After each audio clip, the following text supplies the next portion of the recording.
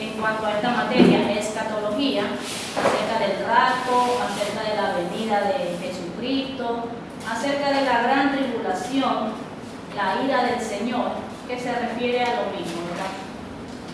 Mi hermano González, ¿qué leyó? No leyó, Ricardo Wilson. Bueno, hablaba del deber de que se hizo y ahí de que en segunda Tesalonicenses 2, del 1 al 2, Muy bien. hablaba del rapto, de la tribulación y de la venida del Señor. Entonces nos daba a conocer cómo iba a ser, cómo podíamos reconocer los acontecimientos y cómo podíamos reconocer al Espíritu cuando iba a venir, qué es lo que iba a pasar. Ya una vez que Él venía, pues ya el Espíritu Santo ya no iba a estar presente, pues no, y tenía que ser, la palabra va a ser predicada, pero si en estos tiempos nosotros creemos muchas veces por las señales, pues esos tiempos ya no va a haber señales, pues hay que creer solamente por la palabra, y eso va a ser bien difícil en esos tiempos. Amén, amén. Hermana Anita, ¿leyó un poquito? Leí, pero es que sí, yo tengo mi memoria olvidadiza.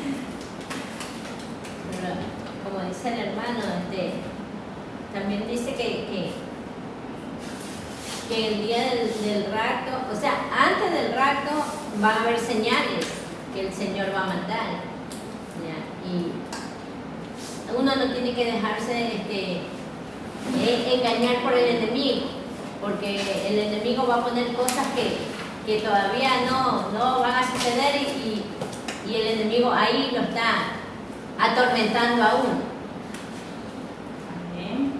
Bien, la carta que leímos, gracias hermanos por su participación. Es importante que nosotros leamos. Yo les decía que no, de verdad que a veces no tenemos el tiempo, ¿verdad? O la disponibilidad porque trabajamos, pero es importante que nos demos el tiempo ahora que estamos estudiando, porque esto va a ser de beneficio para nosotros primeramente. Porque miren que el engaño que viene, o el engaño que el enemigo presenta en la actualidad, ¿será que es para los no creyentes? ¿O para nosotros? Aquí, para nosotros. Ya los no creyentes ya están ganados. Exacto, muy bien hermana, porque él no va a ponerse a pelear o a buscar una arma diferente o una mejor arma para aquellas armas que según él ya las quiere ganar. Ese no es el trabajo de él. El trabajo de él no es venir a interrumpir o a poner dudas sobre un pueblo que él ya lo tiene bajo su poder, bajo su mano. El trabajo de él es precisamente destruir al pueblo de Dios, a la iglesia de Cristo, porque él, mejor que nadie, sabe de que Cristo viene pronto.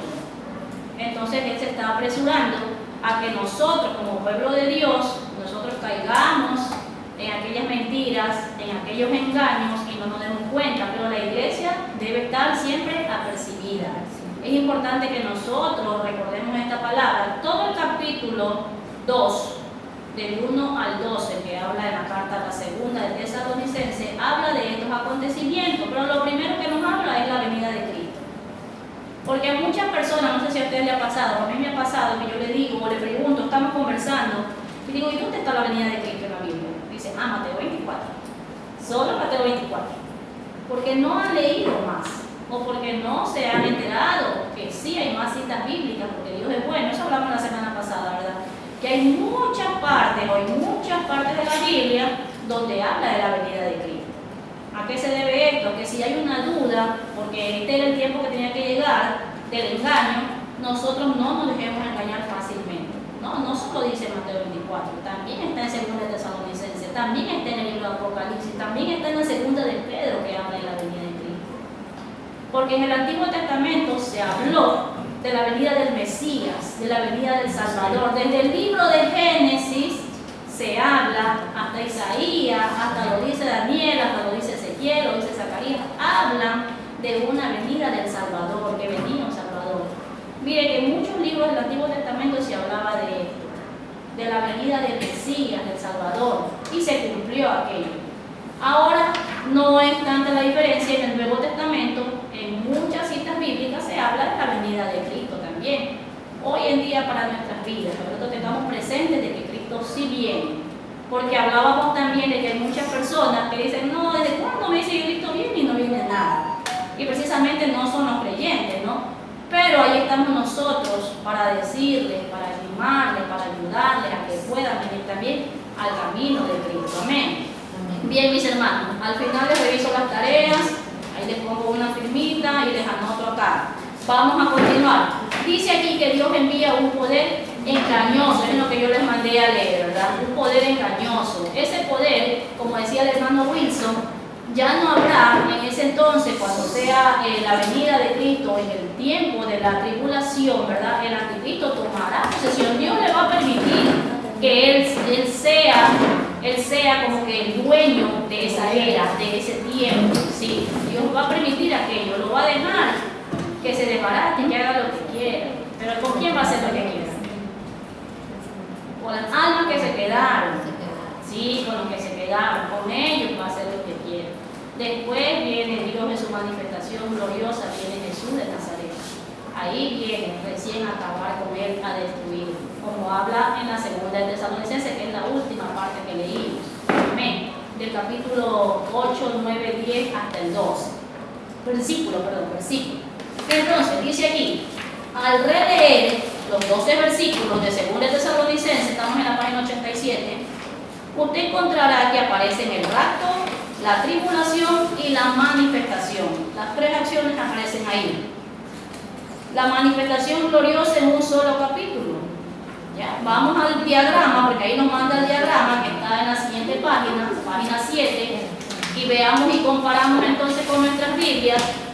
Dice allí la era de la iglesia. Aleluya. Entonces esa es nuestra era, la de la iglesia, que habla en el versículo 1, 2 y 3, según el Tesalonicenses.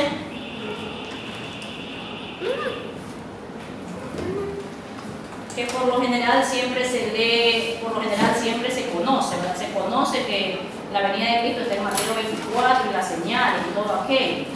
Pero en la carta de segunda de Tesalonicenses es el único capítulo que habla de los tres acontecimientos que va a haber. Del versículo 1 hasta el 3 es la era de la iglesia. Miren cómo dice, pero con respecto a la venida de nuestro Señor Jesucristo, ahí está diciendo la venida, confirmadísimo eso, con respecto a la venida de nuestro Señor Jesucristo y nuestra reunión con Él, la iglesia se va con Cristo, no se queda, os rogamos, hermanos, que no os dejéis mover fácilmente de vuestro modo de pensar. Segunda de Tesalonicenses 2. La segunda. Ni os conturbéis, ni por espíritu, ni por palabra. Debemos estar muy apercibidos. Aunque veamos unas señales raras por ahí, no, ese es Cristo, no, ese no es Cristo. Amén, nosotros lo vamos a recibir en las nubes cuando Él venga, si así Él lo permite. Si nos lleva antes, pues nos vamos con Cristo también. Amén. Esa es nuestra meta. Aquí le dicen ni por carta, como si fuera nuestra, es lo que está diciendo el apóstol a este pueblo de Tesalónica, ¿verdad? En el sentido de que el día del Señor está cerca. Nadie os engañe en ninguna manera. De ninguna manera nos debemos dejar engañar. Porque no vendrá sin que antes venga la apostasía, que es lo que ya se está viviendo. Y se manifieste el hombre de pecado, el hijo de perdición, que se dice también y se cree según los teólogos que ya camina entre nosotros, el anticristo. No sabemos quién es. El hombre inicuo. Así es, ese es el deber, ¿verdad? Así se lo llama, el hombre inicuo. Ajá, muy bien. Y a partir del verso 4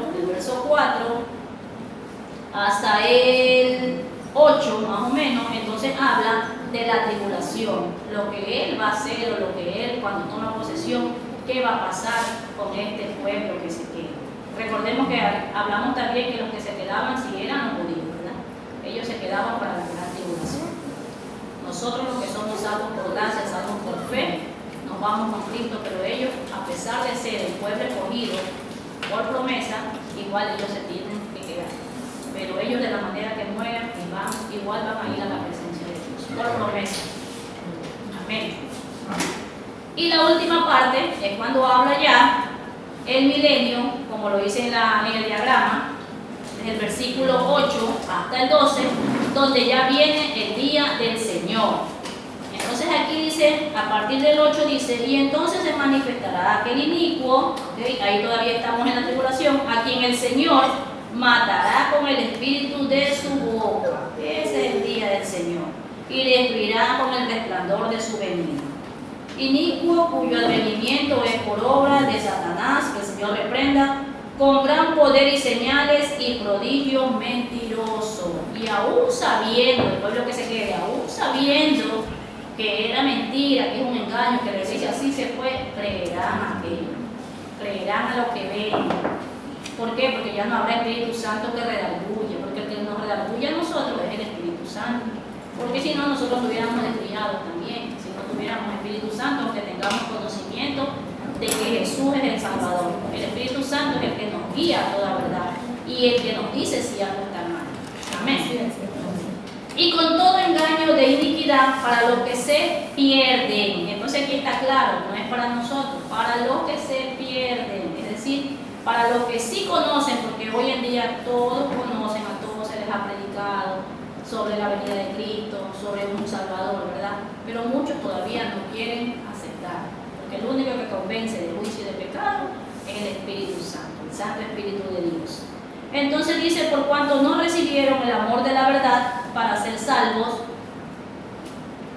por esto Dios les envía un poder engañoso. O sea, Dios permite que pasen estas cosas, para que crean la mentira, a fin de que sean condenados todos los que no creyeron a la verdad, sino que se complacieron en la injusticia. Entonces aquí en esta carta, en el capítulo 2, del 1 al 12, está especificado los tres acontecimientos: la venida de Cristo, que es certero, que de que viene, Cristo viene; el mal rato que va a hacer pasar el anticristo, que el Señor reprenda a aquellos que se pierden, a aquellos que se queden; y el día del Señor, que será ya cuando será vencido el enemigo.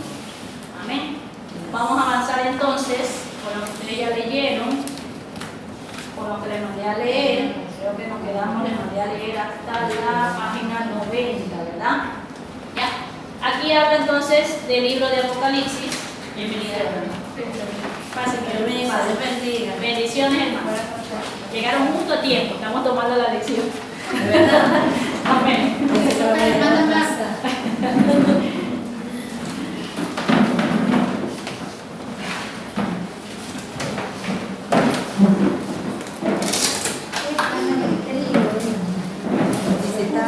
Estamos en la página 89, ¿ya? Vamos a la página 89, dice: las personas que aparecen en segunda de Tesalonicenses, sí, página 89, 2, 9, 12, son personas incrédulas que irán a la tribulación a pesar de haber escuchado el Evangelio, lo que estábamos diciendo, ¿verdad? La palabra de Dios, porque se rehusaron a creer para poder complacerse en la injusticia. Sin duda, usted conoce a personas que rechazaron a Cristo porque aman el pecado y se rehusan a abandonarlo. Si estas personas han escuchado la palabra de Dios, probablemente sepan acerca del rapto de la iglesia. Cuando eso ocurra, millones de personas desaparecerán simultáneamente de la tierra, y este milagro tan notorio confirmará hechos de las Escrituras que hoy los creyentes solo aceptamos por fe, porque no hemos visto, pero creemos que Dios es bueno y que Dios está con nosotros siempre. Además, durante el periodo de la tribulación, especialmente durante los primeros 42 meses, que viene a ser 3 años y medio, ¿verdad? Amén. Los inconversos reconocerán las señales sobrenaturales de los 2 testigos y del testimonio de los 144.000 judíos convertidos. Con su comprensión del Evangelio de la era de la iglesia, se darán cuenta de que las cosas están pasando tal como la Biblia profetizó que sucedería. Ahí les vendrá a memoria entonces todo lo que han escuchado acerca de Cristo, todo lo que escuchamos en las calles, porque cuando uno hace una campaña evangelística, un aire libre, aunque la gente esté adentro de la casa, le llega la palabra, igual escuchan, claro que sí, igual escuchan.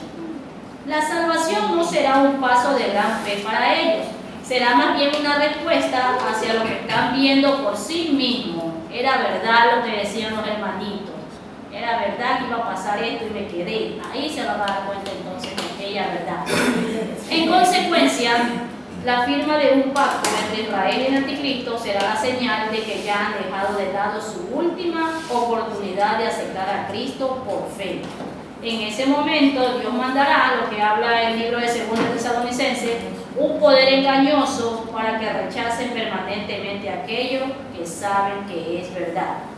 Es un cuadro triste y algo que debiera motivarnos. Mire, este es un mensaje para nosotros, para todos nosotros, algo que debiera motivarnos a duplicar nuestros esfuerzos para alcanzar con el Evangelio a los perdidos mientras aún hay tiempo.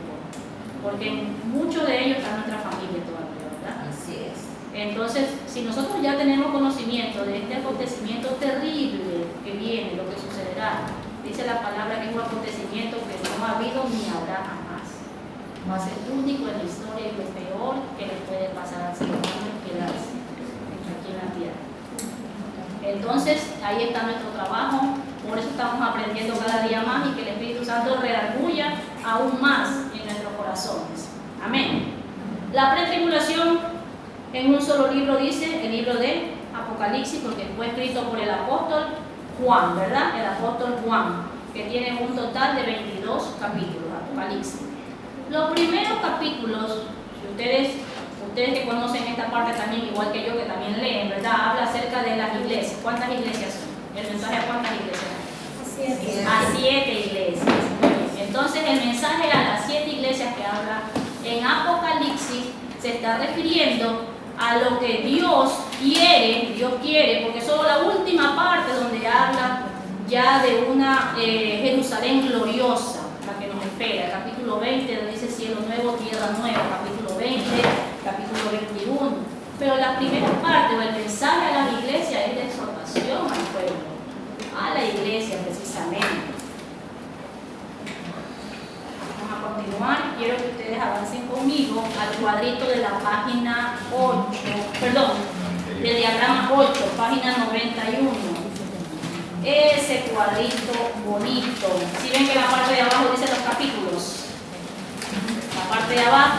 Entonces aquí se llama la pretribulación en un libro de la Biblia. En el Apocalipsis vemos entonces la pretribulación. Y está especificado según el cuadro y según nuestra lectura en el libro de Apocalipsis. Vamos a leer ciertos versículos. Dice que primero comienza con la era de la iglesia. Más o menos 1992 son fechas significativas. Recuerden que ya hablamos de eso acerca de las semanas y los años. Son fechas significativas. Más X porque seguimos y no sabemos hasta cuándo, ¿verdad? Hasta cuando Cristo quiera. Entonces, capítulo 1, capítulo 2, capítulo 3, capítulo 4 y capítulo 5 habla acerca de la iglesia, lo que la iglesia tiene que hacer, a lo que la iglesia está llamada a hacer, a lo que la iglesia, nosotros como iglesia, ¿qué estamos llamados a hacer? ¿Cuál es nuestra exhortación? Cuando yo vi esta clase, amados hermanos, yo en mi Biblia hice una separación de aquello, porque a uno se le olvida, no, uno la mente es frágil, dice la hermana, ¿verdad? Se nos olvida. Entonces anote usted también en su iglesia, tenga la rayada, marque, le ponga el sticker, hágale algo ahí para que nos recuerde siempre. Esa es la era de la iglesia, del capítulo 1 hasta el capítulo 5. Todo eso somos llamados nosotros, somos iglesia. Iglesia de Cristo, iglesia que ayuna, iglesia que ora, iglesia que vigila, iglesia que tiene misericordia por los demás. Amados hermanos, yo conversaba así con hermanos y yo les decía a ellos, es que yo quiero predicar, es que yo tengo deseo de predicar. Yo, no es que el predicador no es el que tiene el deseo de que lo aplaudan, el predicador es el que tiene misericordia por las almas que van a escuchar el mensaje. Ese es el predicador, el que quiere llevar un mensaje. Todos somos predicadores, todos somos llamados a dar una palabra de ánimo, de aliento a aquel que necesita de nosotros, que conocemos un poquito más, no es que lo sabemos todo, pero por la misericordia de Dios, que el Señor nos da sabiduría, conocemos un poquito más, somos llamados a dar aliento a aquel que lo necesita. Y yo le decía al hermano, usted pídale a Dios que Dios tenga misericordia y que si Dios le permite, si está dentro de su voluntad, que le haga vivir experiencia para que usted predique con su ejemplo, con su testimonio. Porque predicar no es pararme aquí leer la Biblia y decir todas las cosas bonitas. Eso no es predicar. Predicar es tener yo misericordia por los que están escuchando una palabra. Amén. No como hoy en día que leímos también el tiempo de la apostasía, que hay personas o ya están acostumbradas a eso, porque así se enseñaron a escuchar mensajes bonitos, nomás mensajes de flores y nada tienen nada que ver con Cristo. Entonces nomás escuchan mensajes de prosperidad por aquí, prosperidad por acá, siembra aquí y te va a resultar acá. Si tú siembras aquí, en mi iglesia, en mi templo, en mi púlpito, te va a cosechar. Eso es un mensaje. Amén. Para la actualidad, la era que vivimos en tiempos tan difíciles, debemos hablar la verdad de Cristo. Cristo viene pronto, debemos hablar lo que es, lo que la palabra lo dice. Si la palabra dice que el que sea santo, ¿qué dice la palabra? Santifíquese más. Y también dice, lamentablemente, el que es inmundo sigue en su inmundicia. Eso lo dice Apocalipsis. Eso lo dice en Apocalipsis. Y nos da una exhortación a nosotros. Tenemos que ver nosotros, hoy en día, no dejarnos engañar. ¿Qué está mal y qué está bien? Porque este es el tiempo que se cumple cuando la palabra dice que a lo bueno llamarán malo y a lo malo llamarán bueno. Amén. Que nosotros no caigamos en aquello. Entonces vamos a ver en su Biblia, del capítulo 1 hasta el capítulo 5 del libro de Apocalipsis, ahí está hablando entonces la era de la iglesia. Lo que la iglesia debe de hacer, lo que la iglesia está llamada a hacer. ¿Qué es lo que tenemos que hacer nosotros? ¿Qué es lo que tenemos que cambiar? ¿Qué es lo que está mal en nosotros? Amén. Y a partir del capítulo 6 hasta el capítulo 18, ahí habla entonces de juicios. Ahí habla de los sellos. Ahí habla de las trompetas. Del capítulo 6 hasta el 18. Es una gran tribulación. Y esto Dios permitió. Bienvenida hermana, me siento. Dios permitió que el apóstol Juan pueda ver todos estos acontecimientos. Dice que él, en espíritu, ¿verdad?, pudo llegar a la presencia de Dios en espíritu y Dios le pudo mostrar todo aquello. Por eso fue posible escrito este libro llamado también La Revelación. En algunas Biblias La Revelación, en la Reina Valera Apocalipsis. Entonces ahí cuentan estos 7 años de tribulación. Ahí está mostrando, prácticamente está mostrando lo que el enemigo, el anticristo, el que se posesiona, hará con todo ese pueblo. Ahí se viene la copa de la ira, todo aquello que habla de Apocalipsis. Y en el capítulo 19 hasta el 22, que es el último capítulo de Apocalipsis, entonces ahí habla de la manifestación gloriosa, que es a donde nosotros debemos llegar, con mucho esfuerzo, claro que sí, porque el camino de Cristo es duro, pero no es imposible. Con ayuda de Dios sí llegaremos, tengámoslo presente aquello. Entonces, el capítulo 5 es la era de la iglesia. Y al 6 y al 7, porque ahí en el diagrama dice el rapto. claro, O sea, ya desde el 6. Desde el 6 ya viene la tribulación. Con la tribulación ya la iglesia no está. Ya ahí la iglesia no está. Ajá, ahí la iglesia no está. Eso yo quiero que tengan súper claro eso, sí. En el capítulo 6, usted comienza a leer el Apocalipsis, ahí que ya comienzan estos acontecimientos, la iglesia ya no está, porque ahí está marcando el rapto de Cristo. Sí, ahí está entonces el rapto de la iglesia. Hay otros cristianos que piensan que la iglesia sí va a pasar. Todavía hay cristianos confundidos que piensan que la iglesia es necesario que pase la tribulación, que sí vamos a pasar.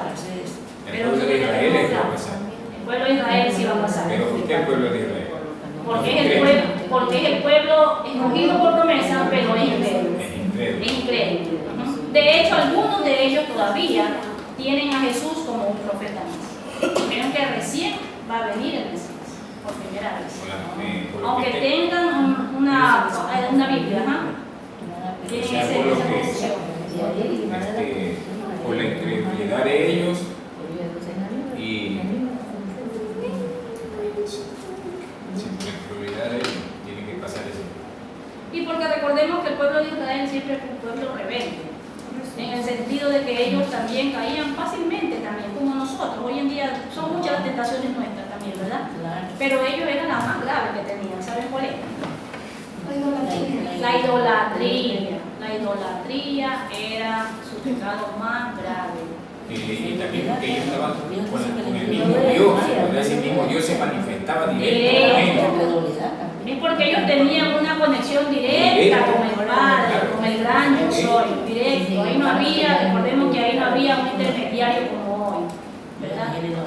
Por ejemplo, bueno, no nos vamos a abrir el tema porque estamos en el tema, pero sí quiero que quede claro. La Iglesia Católica, ¿cumple o no cumple con las normas? ¿Ellos ayudan o no ayudan? Ellos ayudan, ellos vigilan, ellos oran, ellos hacen sus servicios como nosotros, y el único error de ellos es que adoran al Padre. Es la única diferencia que tienen de nosotros. Pero he escuchado yo, muchas veces he escuchado. diferencia dentro del ritual, como decimos. Exacto, dentro de lo que hacemos. Ya no adoran nomás como cualquiera ahí nomás. Ya no adoran, porque yo estoy con la ley diciendo, nosotros no adoramos, pero lo tenemos de ahí nomás. Tenemos respeto. Claro, está mal. O sea, está mal porque lo conservan. Porque nosotros también tenemos un respeto, pero no conservamos nada de aquello. Quizás en un tiempo atrás lo hacíamos, pero ya no. Fuimos despojándonos de todas las cosas que teníamos, ¿verdad? Pero también el error, digo yo, también el error porque ellos tienen a María por intercesora. Eso es un grave. Eso es un grave error. Porque la Biblia habla claramente en el libro de Timoteo que hay un solo mediador entre Dios y el hombre, Jesucristo. No hay otro, dice la palabra del Señor. Eso lo Ese es tenemos otro súper claro. también, que ellos siempre, yo discutí una vez con un hermano un católico, chofer, estamos conversando y me dice, la Biblia, ¿usted tiene su iglesia? Y le comencé a hablar de la palabra. Y me dice, ¿por qué tú me hablas de Jesús? Sí, Jesús es el intermediario es María. Y ahí le comencé yo también a hablarle, a hablar de la Biblia, pero él cerrado. De ahí lo dejé, Pero si también en el católico no se ve un cambio. La transformación, porque falta el Espíritu Santo. Porque nuestra transformación la hace el Espíritu Santo, no somos nosotros. De hecho, la iglesia no nos prohíbe, por ejemplo, hasta ahora, hasta donde yo sé o hasta donde he ido, la iglesia no te dice que no vengas en pantalón, no vengas con esto, no esto. Es el Espíritu Santo que trata con nuestras vidas, ¿verdad? Redarguye. La gente de afuera es que dice, uy, en su iglesia prohíben hacer esto. Ajá, pero no es la iglesia. Por falta de conocimiento. Por falta de conocimiento, no es la iglesia, no es el pastor, no somos líderes, es el Espíritu Santo. Yo me iba a venir ahorita en zapatillas, porque estoy todo el día con vos. Ya me venía con zapatillas, pero algo estaba mal. Digo, la gloria estaba mal. Estaba mal. Y tuve que regresarlo con el zapato. Así es. Sí, porque yo ya me venía y estaba con eso y me miraba los pies, me miraba, no, me fui a poner el zapato. Vamos a hacerlo y el Espíritu Santo dijo, no, solo queda no. También nosotros también yo lo que veo la diferencia entre el católico y nosotros es que cuando nosotros ya aceptamos Dios, nosotros el Espíritu Santo, ya nuestra forma de ser. Yo le digo porque mi esposa, todos son católicos, tiene tía Mo. Pues hay que fallecieron los papitos, entramos en conversa por las herencias, cosas así. Y estaba una tía que es monja, ella no, pues sí, perdónenme, le digo que si hubiese sido católico les peleo. Mi religión no me permite pelear. Mire que la religión, ahí hay una gran diferencia entre la suya y la mía. Porque aquí entró Dios a mi vida, nosotros nos alejamos, no queremos una herencia. Si hubiese sido católico, hace rato les hubiese ganado. Yo se vino con mi familia y les peleaba todito. Mi padre se quedaron ellos así. Quedito. Entonces yo vi que entre la religión de ellos es otra diferencia, porque mi cuñado dice, no, aquí entra esto es mío, yo voy todos los domingos a misa, yo también creo en Dios, pero mira, lo que es al revés, porque yo me alejé. Si hubiese sido tu religión, hace rato te peleaba, y me dejé tranquilito. Creer en Dios o conocer un poquito más no es pelear. No es pelear precisamente, porque ese es el cambio que hay.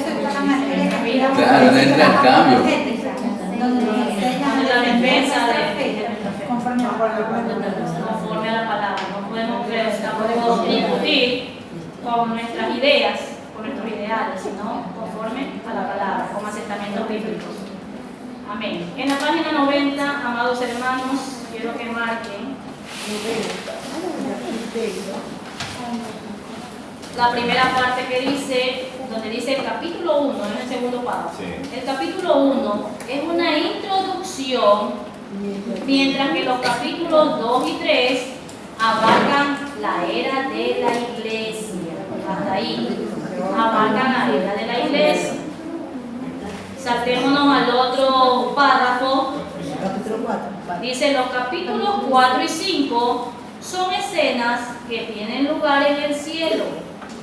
Luego, como ya lo hemos estudiado, los capítulos 6 al 18 presentan la descripción más detallada de la tribulación. Esa es la parte más detallada que hay acerca de la tribulación. Cuando personas dicen, no, es que Dios es bueno, Dios no va a permitir que su creación, que los hijos, lo que Él creó, se destruyan. Y aquí está una forma detallada, o es la forma más detallada en toda la Biblia, amén, en todos los 66 libros, que habla acerca de la tribulación. Amén. Marquen eso, que eso es importante. Yo quiero que ustedes siempre se queden con lo más importante. Dice, en el capítulo 19, vemos a Cristo viniendo físicamente a la tierra, juzgando al anticristo, al falso profeta y a las naciones, es decir, a todo aquel que se quede también pagará la consecuencia. Ahí es donde habla acerca de la manifestación gloriosa de nuestro Señor. Amén. Y ahí para terminar dice, en el capítulo 20, se ve a Cristo atando a Satanás, que el Señor lo reprenda, y lanzándolo al abismo. Al abismo. ¿Por cuánto? Por 1000 años. Muy bien. Entonces ya tenemos claro, yo les cuento por experiencia propia, yo todavía no conocía de Cristo, todavía era cristiana, pero a mí me gustaba leer mucho. A mí me gusta leer, de hecho me gusta leer. A mí. Mi papá compraba el periódico, bueno, que antes el universo era el universo. Hoy en día es algo así pequeñito nomás. Antes era el universo. Y yo me leía todo, casi todo el universo, el editorial, me encantaba leer. Entonces en mi casa había una Biblia de mi abuelita. Yo también hice primera comunión, confirmación, creo que como muchos de ustedes. Y entonces, bueno, algunos no. Gloria a Dios por lo que no hicieron. Sí, bueno, creo que no, es que yo parezco joven, pero no soy tan joven. Ya voy a cumplir 44 años. 44 años. Entonces ya. No, experiencias, experiencia. Nada de Dios, experiencia. Entonces, yo veía la Biblia y también me daban esto que dan ahora los libros azules, los Nuevos Testamentos, ¿ya? En los colegios también daban eso.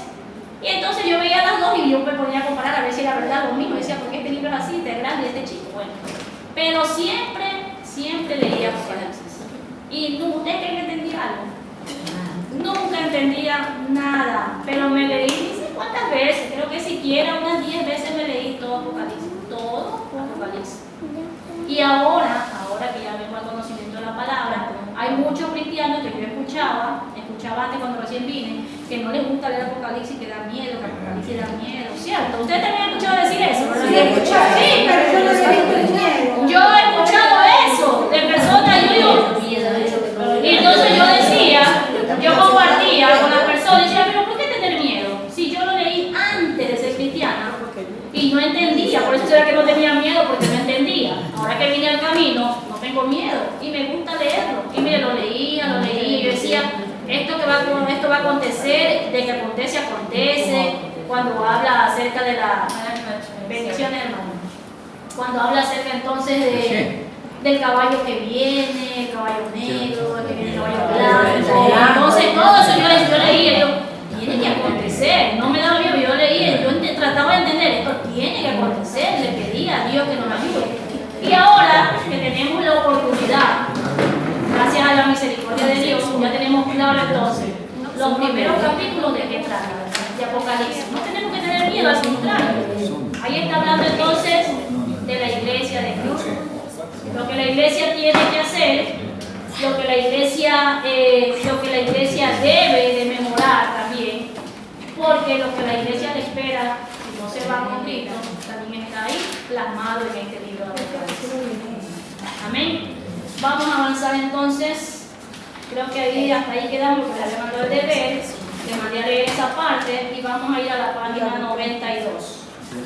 Dice, la iglesia no está en la tribulación. Página 92. A ver, ayúdeme, hermana. Ayúdeme, hermana. Página 92, donde dice la iglesia no está en la tribulación.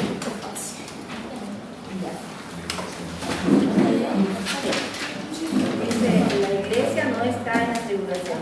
Una razón adicional para creer que la iglesia no pasará por el periodo de la tribulación es que ninguno de los muchos pasajes proféticos de la Escritura se nos muestra a la iglesia en la tribulación. Esto es significativo en vista de que si existen pasajes como los que ya hemos estudiado, donde se nos promete que los que son de Cristo seremos salvos de la ira. En ningún otro libro resulta esto tan significativo como en Apocalipsis, en donde la iglesia se menciona 13 veces en los primeros 3 capítulos. Luego, después que Juan es llevado a los cielos y el mundo pasa por el periodo de la tribulación. No se menciona ni siquiera una sola vez a la iglesia hasta llegar al capítulo 19, cuando viene con Cristo para reinar con él.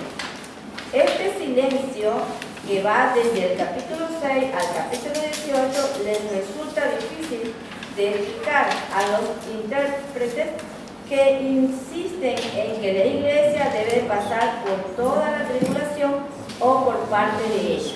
Amén. Muy bien. Entonces, gloria a Dios, porque nosotros ya tenemos claro esto. A muchas personas que todavía dicen, cristianos, creyentes, que nosotros sí pasaremos la tribulación, pidámosle una explicación de dónde está aquello. No tienen una respuesta y no la van a tener. Porque Dios, en su sabiduría, lo acabamos de leer, dice que Él en Apocalipsis, desde el capítulo 6 hasta el capítulo 18, que yo le hice marcar, habla acerca de la tribulación. Y si usted va y lee, yo sé que usted va a ir, porque nosotros debemos ser curiosos para las cosas de Dios. Vamos a verificar si es verdad lo que dice aquí. Vamos a verificar si es verdad lo que el Espíritu Santo trata de decirnos a nosotros, para no confundirnos. Allí no se menciona la iglesia para nada. Mientras que en el capítulo 1 hasta el capítulo 5 se menciona a la iglesia 13 veces. 13 veces se menciona a la iglesia del capítulo 1 al capítulo 5 del libro de Apocalipsis. Pero comenzando del capítulo 6 hasta el capítulo 18, la iglesia pasa desapercibida. No se la menciona. Esa es nuestra defensa. Ahí no habla de la iglesia y habla sobre los acontecimientos que ocurrirán en la gran tribulación. Amén. Entonces usted sí tiene una arma sin pelear, con asentamiento bíblico, cómo defender el Evangelio de Cristo. Cómo la iglesia tiene que prepararse. Debemos de prepararnos. Amén. En resumen, la iglesia no debería estar a la expectativa del periodo de la tribulación. No debemos estar pensando, ay, faltan 7 años, falta 1 año, estamos en la semana esta. No. Es importante que aprendamos, sí, y que sepamos el tiempo que vivimos, el tiempo de gracia, en qué semana estamos, quiénes somos realmente. Es importante, pero la iglesia no debe estar a la expectativa. Esto viene, vamos a esto. No, sino nosotros mismos poner nuestra parte. Bienvenido, hermano. Entonces dice, pero el pueblo judío sí debe estar, porque ellos tienen todavía una confusión. Para el pueblo judío hay 7 años proféticos que aún no se han cumplido. Ellos están rigiéndose por ese calendario, se podría decir, ¿no? Y estos años se cumplirán durante el tiempo de la ira, llamado el tiempo de angustia para Jacob. Así lo tienen llamado ellos. Los gentiles que no creyeron también deben esperar que ese tiempo durante el cual habrá un nuevo orden mundial. Que de eso sí hemos escuchado, creo, todo, ¿verdad? Porque vendrá un gobierno único que aparecerá en escena y dirá, démosle una oportunidad a la paz mundial. Todo lo que haría falta es que aparezca una figura carismática que no acepte a Dios ni sus valores morales, desde ahí ya lo vemos mal, ¿verdad? No va a aceptar a Dios ni sus valores morales, y que logre manipular al mundo a través de las Naciones Unidas o algún otro organismo internacional. Así podrían comenzar las cosas. Los creyentes no esperamos ese tiempo de la ira, esperamos la venida del Señor. Nosotros no debemos preocuparnos por el día de la tribulación, por la ira del Señor, porque ese no es nuestro tiempo. Nosotros no vamos a estar ahí. Debemos de dar apercibida a la iglesia, aumentar nuestra fe, leer más, orar más y predicar más. Abramos nuestra boca aún más. Recordemos que yo les dije que el predicador no es el que predica bonito y el que quiere aplausos. El predicador es el que tiene misericordia por los que están escuchando, por el auditorio que está escuchando. Ese es el predicador, el que vive la palabra, pasa su tribulación y las puede compartir para ser de ánimo para los demás. Amén. No es el que sabe, el predicador no es el que sabe más, porque de hecho nosotros somos instrumentos, somos vasos en manos del Señor. Él es el que pone palabras en nuestras vidas. Amén. Entonces, los creyentes no esperamos ese tiempo de la ira, esperamos la venida del Señor y deberíamos vivir de tal modo que cuando Él venga a arrebatar a su iglesia, a la hora que no pensáis, dice aquí entre comillas, es decir, sorpresivamente estemos listos. Y por cierto, que todos los inconversos que han oído el Evangelio y lo entienden deberían clamar al Señor pidiendo la salvación, para que estos días no caigan sobre ellos como la droga en la noche. Más importante que cualquier pregunta sobre profecía es la siguiente: ¿está usted listo para recibir al Señor en el aire si Cristo viniera hoy a arrebatar a su iglesia? Y luego comenzar el periodo de la tribulación. Amén, no vamos a responder internamente.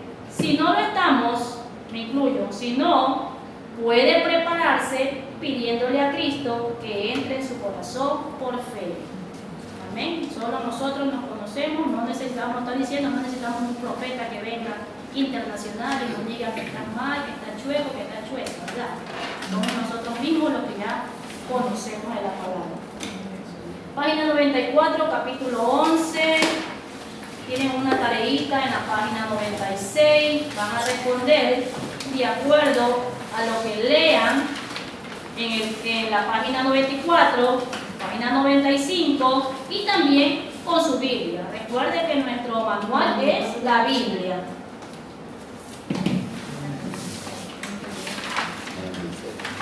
Ya van a responder esa página 96 y van a responder la página 101, 102 y 103. Hasta ahí la tarea. 96, página 101, 102 y 103 en el libro. Voy a mandar las páginas por el WhatsApp, dice que algunos no tienen libro, ¿verdad? Para que puedan tener la información, ¿ya? Y ustedes la puedan escanear o fotocopiar y poder traer la tarea.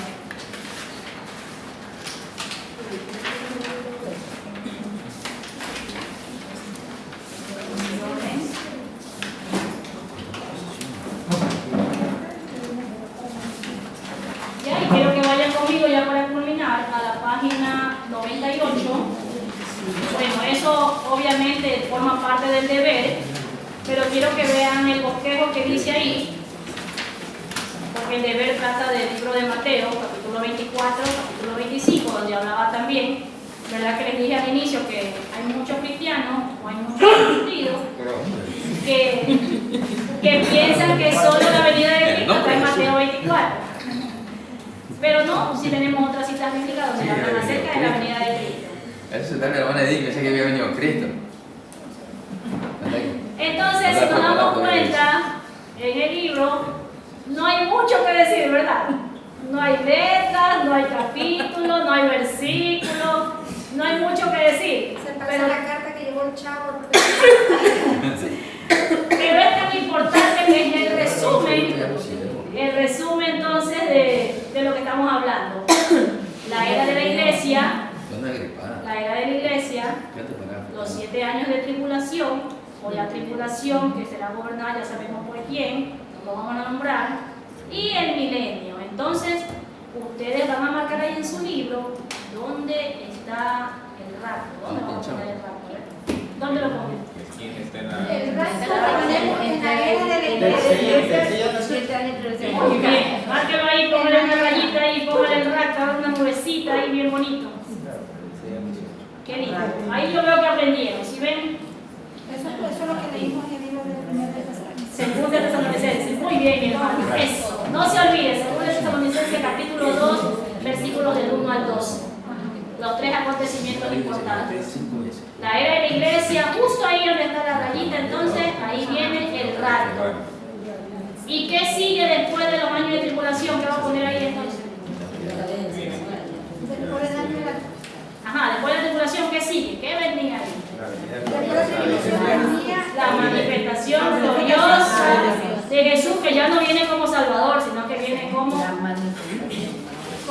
juez. Muy bien, como juez, porque ahí es donde termina el tiempo de este ser. El Señor reprenda y ya viene a ser, decía la palabra de Dios, viene a ser atrapado, viene a ser destituido, muerto, ¿sí? Amén. Entonces parecía que no se veía nada y que está todo tan simple, ¿verdad? Pero nosotros ya lo aprendimos muy bien a través de la palabra de Dios, a través del diagrama anterior. Entonces ya tenemos muy claro para nosotros cuáles son los acontecimientos, que ya sabemos en cuál vamos a estar nosotros y en cuál no vamos a estar.